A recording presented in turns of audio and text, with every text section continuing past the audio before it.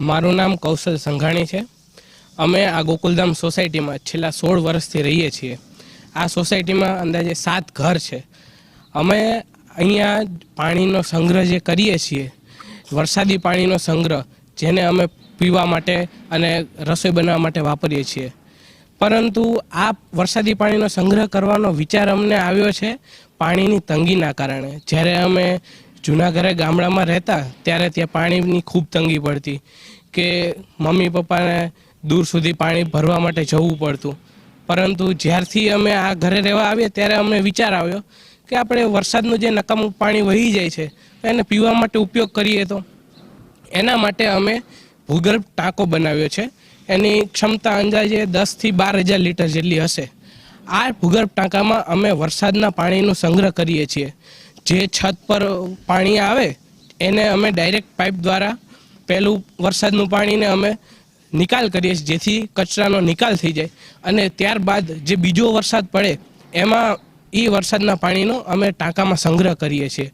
અને આ ટાંકાના વરસાદનું જે પાણી છે એને અમે પીએ તો એનાથી અમારા રોગ પ્રતિકારક શક્તિ જળવાય છે। જે હાડકાની જે તકલીફો છે એ પણ નથી રહેતી। ઉપરાંત અમે આને લેબોરેટરીમાં ટેસ્ટ પણ કરાવ્યું છે, જેમાં જે આના મિનરલ્સ છે એની જે પીપીએમની જરૂરિયાત છે એ પણ પરિપૂર્ણ થાય છે। ઉપરાંત અમને ક્યારેય પણ બહારથી પાણી લાવવાની જરૂરિયાત પડી નથી। અને ખાસ કરીને જે આપણે આરઓ ફિલ્ટરના જે પાણી પીએ છીએ એ આરઓને પાણીની જે પીપીએમ હોય છે એ ખૂબ જ ઓછી હોય છે। બધા મિનરલ્સ એમાં પૂરતા મળતા નથી, પરંતુ આ પાણીમાં દરેક મિનરલ્સ પૂરા મળી રહે છે, જેથી કરીને અમારું સ્વાસ્થ્ય એકદમ નિરોગી રહે છે।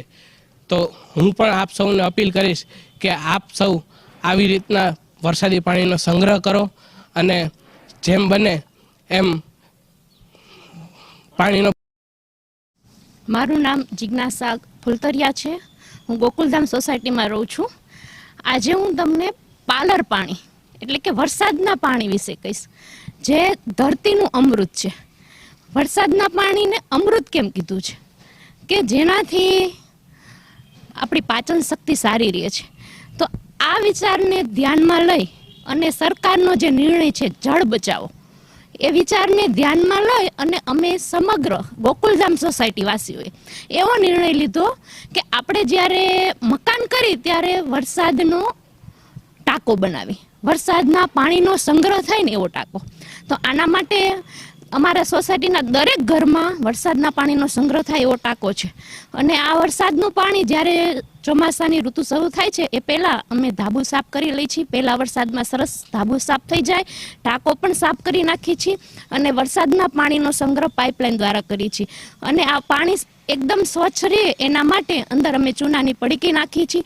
તો હું બધા નાગરિકોને વિનંતી કરું છું કે તમે તમારા ઘરમાં આ વરસાદના પાણીનો ટાંકો બનાવો, પાણી બચાવો, જીવન બચાવો। બસ એ જ।